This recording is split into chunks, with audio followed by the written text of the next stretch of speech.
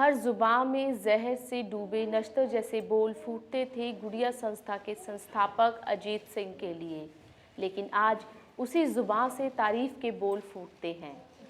कभी जिन लोगों ने इनको समाज से बहिष्कृत किया था, आज वही लोग सामाजिक समारोह में इनके सम्मान में तालियां बजाते हैं। अजीत देह व्यापार से जुड़ी औरतों और बच्चों को बचाकर उन्हें शिक्षा प्रदान करते हैं और उन्हें मुख्य धारा से जोड़ते हैं। आइए मिलते हैं वाराणसी के अजीत सिंह से। ये है वाराणसी शहर, जहां सूरज के उगते ही चारों तरफ से पूजा अर्चना की आवाज सुनाई देती है।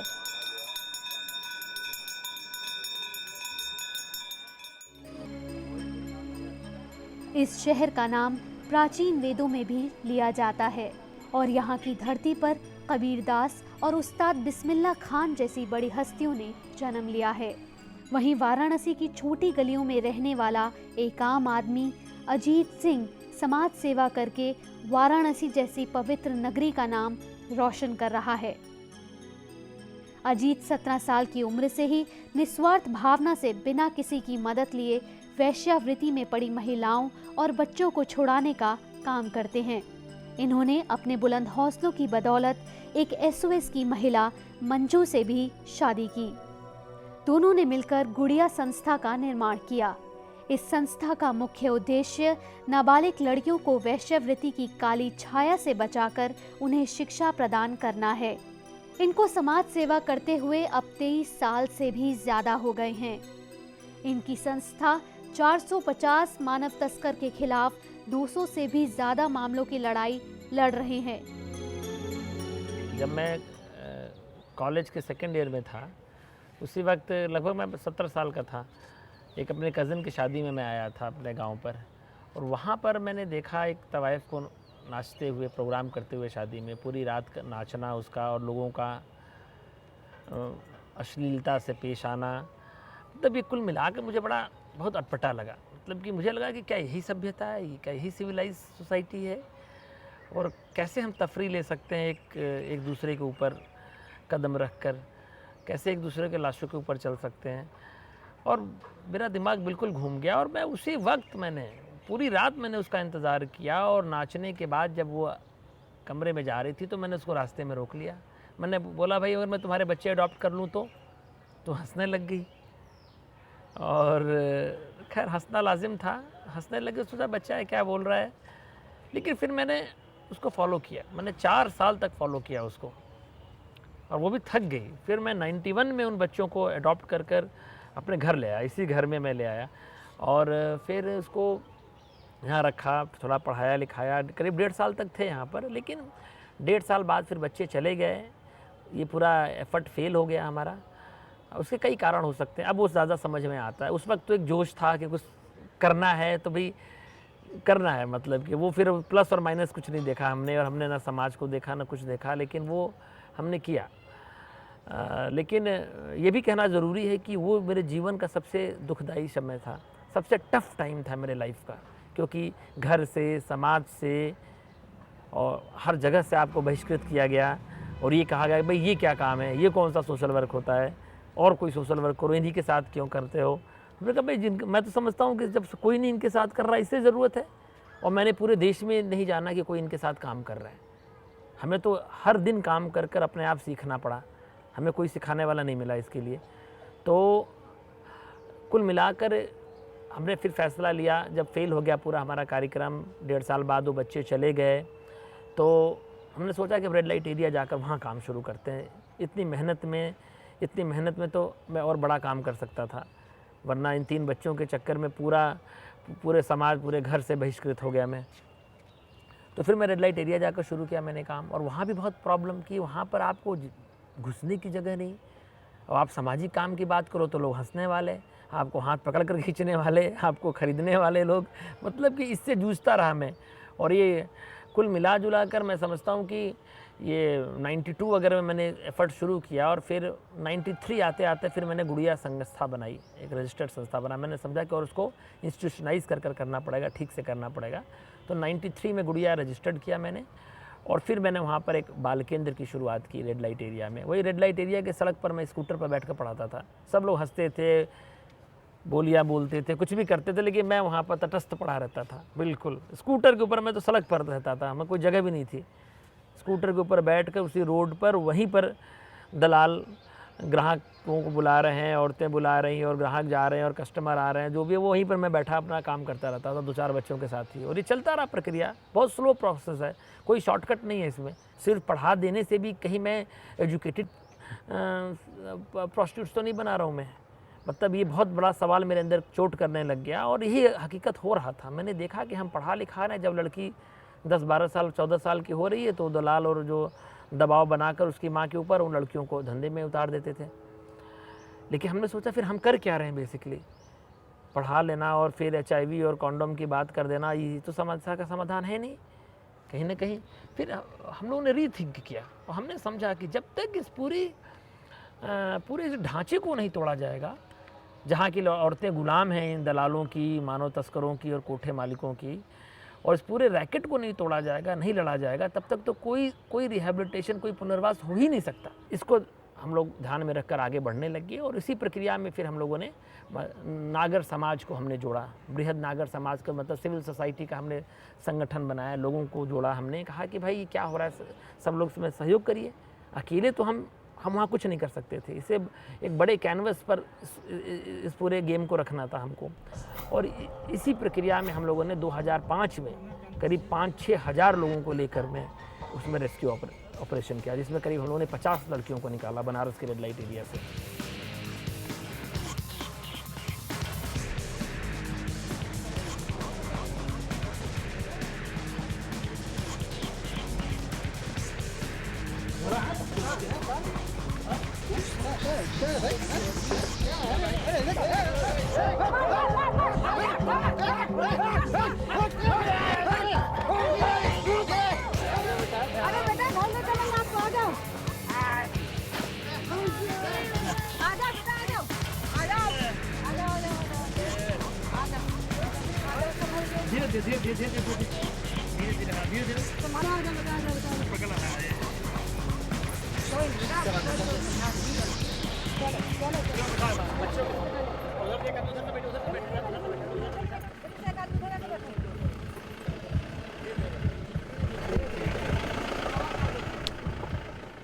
हम हेड पाइप पर पानी भर रहे थे, वहाँ से मेरा मुंह चपा, फिर वहाँ से दिल्ली ले गया, दिल्ली से फिर सूरत ले गया, सूरत में आज़ाद नगर 1 महीना रखा, सूरत में रेप किया था, फिर बम्बई ले गया, बम्बई में रेप किया, फिर ईटागढ़ काम करवाता था।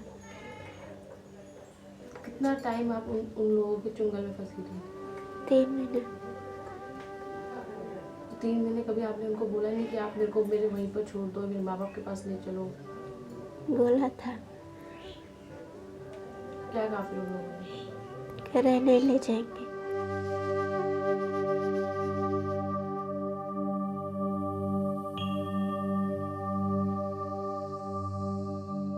यहाँ पर मालूम हुआ तो हम लोग पुलिस के FIR किए, तो पुलिस वाले नहीं सुन रहे थे। तब उसके बाद गुड़िया संस्था में हम लोग जुड़े, तो वही हमारे मदद की। और फिर उन सारे मानव तस्करों के खिलाफ हमने मुकदमा किया, उस केस को हम लड़ रहे हैं। सुप्रीम कोर्ट तक हम लोग गए उनकी बेल को रिजेक्ट कराने के लिए। तो उनकी प्रॉपर्टीज़ हम लोगों ने सीज़ करवाई, DM द्वारा अनुरोध कर उन्होंने ऑर्डर किया और उनकी प्रॉपर्टी सीज़ हुई। मतलब कि चारों तरफ से हम लोगों ने अटैक किया उन लोगों को। जब चारों तरफ से अटैक हुआ तब जाकर मतलब वो बैकफुट पर हुए।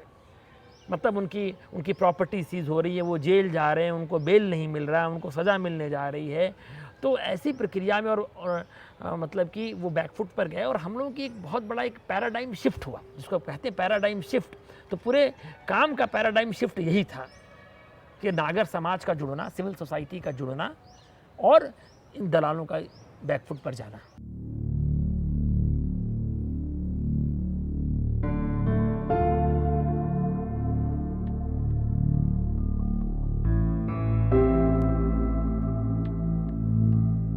ये रेड लाइट एरिया में जिस तरह से आपने ये कोठे सील करवाए हुए हैं, ये किस तरह से कराया आपने? क्या क्या दिक्कतें आपको फेस करनी पड़ी? क्योंकि ये यहाँ पर आके इन सब चीज़ों को सील करना आज तक कोई नहीं कर पाया। नहीं, देखिए एक्चुअली ये कि रेस्क्यू के बाद यहाँ से हम लोगों ने 200-300 लड़कियाँ निकाली, इसी कोठे से हम लोगों ने निकाला था। तो उसके बाद जो हम लोगों ने केस किया, उस केस के बाद डिस्ट्रिक्ट मजिस्ट्रेट ने जो उसको बिल्डिंग्स को सीज किया। ये बिल्डिंग भी सीज हुई है, ये बिल्डिंग भी सीज हुई है। ओके। हाँ, ये भी ऑर्डर लिखा हुआ डीएम का यहाँ पर है ना, ये डीएम का ऑर्डर यहाँ पर है, ठीक है ना, ये भी सीज हुई है। तो डिस्ट्रिक्ट मैजिस्ट्रेट के ऑर्डर से सब कुछ सीज हुआ है, क्योंकि यहाँ पर संगठित अपराध हो रहा था। यहाँ पर मतलब कि एंस्लेव्ड की हुई लड़कियाँ थी, इसके अंदर बंधक बनी हुई लड़कियाँ थी इसके अंदर, तो लाजिम था कि उसको सीज़ होना चाहिए। और आज उसी रणनीति के तहत हम लोगों ने बनारस को एक child prostitution free red light area बनाया है। पिछले 3-4 सालों से उसको हम लोग सस्टेन कर रहे हैं। ये हमारी और एक विजिबल चेंज है जो आपने भी देखा होगा, वरना दोनों तरफ नाबालिग लड़कियां कई 100 खड़ी रहती थी, और आज आप एक लड़की नाबालिग मुझे वहाँ दिखा दीजिए, तो एक विक्ट्री है। कम से कम एक मॉडल हम लोगों ने क्रिएट किया कि हाँ, this is workable. Red light area में जाकर सिर्फ कॉन्डोम और HIV की बात करने की ज़रूरत नहीं है। पूरा जो स्लेवरी है, जो पूरा जो क्रिमिनल नेक्सस है, जो पूरा ऑर्गेनाइज्ड क्राइम है, इससे लड़ने की ज़रूरत है। बिना उसके लड़े आप कुछ नहीं कर सकते। It is a pre condition. Fighting the criminal nexus of brothel keepers, pimps, police, politician, criminals is a precondition to any rehabilitation program in the red light area. आपकी ये खास पहल में आपके साथ टोटल कितने लोग जुड़े हुए हैं आपकी वाइफ को छोड़कर? ये हमारे पास हम लोग का जो स्टाफ है और वॉलंटियर्स, जो हार्डकोर वॉलंटियर्स हैं, कम हम लोग 20 लोग हैं ना। वॉलंटियर्स तो बहुत हैं हमारे पास। वॉलंटियर के ऊपर ही गुड़िया निर्भर करती है। हमारे पास 200-400 वॉलंटियर्स होंगे हर ज़िलों में यहाँ पर जो हमारे लिए काम करते हैं। तो लेकिन सैलरीड पीपल तो हम लोग मुश्किल से 20 लोग हैं। आपने अपनी संस्था का नाम गुड़िया ही क्यों चूज़ किया? गुड़िया नाम हमने इसलिए रखा कि गुड़िया ऐसी होती है जिससे लोग खेलते हैं और फेंक देते हैं, है ना। गुड़िया को खेला और फेंक दिया, और ये मुझे लगता है कि यही हाल है जो रेड लाइट एरिया की महिलाएं हैं, उनके साथ लोग खेलते और उन्हें फेंक देते हैं, ठीक है ना। उनके इमोशन से, उनके शरीर से खेलते और फेंक देते हैं। तो उसी को ध्यान में रखते हुए हमने गुड़िया नाम रखा।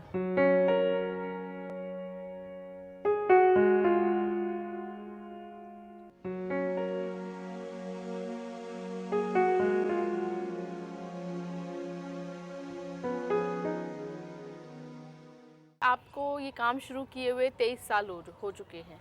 तो जब आपने शुरुआत करी थी इस काम की पहली बार, तो रेड लाइट एरिया में जाकर आपने इन लोगों को, सेक्स वर्कर्स को स्पेशली, किस तरह से कन्विंस किया कि मैं आप लोगों के भले के लिए आया हूँ, या आप लोग मुझे गलत मत समझिए, क्योंकि दलाल जो होता है वो भी पीछे भागते हैं कि आप क्लाइंट हो, या और वो सेक्स वर्कर सोचते हैं कि आप क्लाइंट हो। तो किस तरह से आपने ये सब मैनेज किया? देखिए, मैं नहीं समझता हूँ इसमें कोई मैनेज करने वाली बात है, और ना मैं नहीं समझता हूँ कुछ बोलने की बात भी है। ये तो बस करने की बात है। हर पल हमने मेहनत किया, लाख गालियों, लाख मजाक के बावजूद हम चलते रहे एक कदम, और वो एक कदम जो हम चले, एक इंच जो हम आगे बढ़े, वही जाकर आखिर में साबित करता है कि बंदा कौन है, ठीक है ना। लोग समझ जाते हैं, समय ज़रूर लगता है, लेकिन आप सफाई जितना भी देंगे अपने बारे में, मैं समझता हूँ वो हल्का ही होता जाता है मामला। तो बहुत हमने कभी समझाने की कोशिश नहीं कि मैं कौन हूँ, मैं क्या करने आया हूँ। वो जो मैं कर रहा था वो अपने आप साबित कर रहा था। थोड़ा समय लेता है, ये सब लॉन्ग कट का मामला है, शॉर्ट कट नहीं है ये, लेकिन समय के साथ सब कुछ क्लियर हो जाता है। मतलब वो गट्स चाहिए आपको चलते रहने का, एक इंच बाय इंच आगे खिसकते रहने की हिम्मत चाहिए आपको। और अगर आप चलते रहे हर विपरीत परिस्थितियों के खिलाफ, तो मैं समझता हूँ कि जीत सुनिश्चित है।